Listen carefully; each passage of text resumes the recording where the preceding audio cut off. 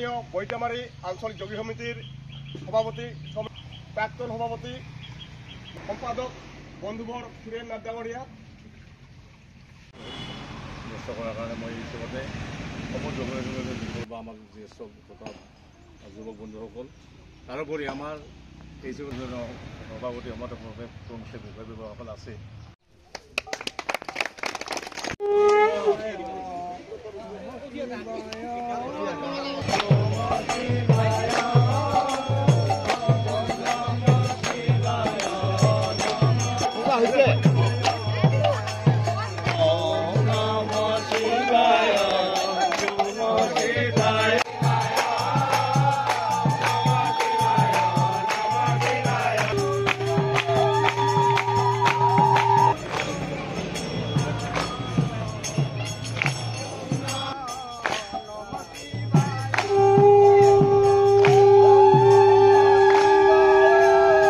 আজি আমাৰ বৈতামাৰী আঞ্চলিক যোগী সন্মিলনীৰ 81তম প্ৰথম দ্বিবাৰ্ষিক অধিৱেশনখন আজি আমাৰ এই তালগুৰি গাঁৱত আমাৰ তাৰ লাইখুটা স্থাপন কৰিলোঁ।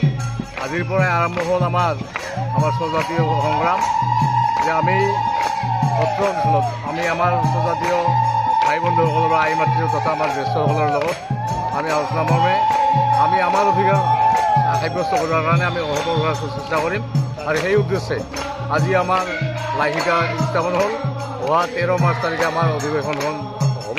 আমি আশা ৰাখিছোঁ সমূহ ৰাইজৰ আমাৰ এই অধিৱেশনত পূৰ্ণ সহায় সহযোগিতা পাম। এইখিনি আমাৰ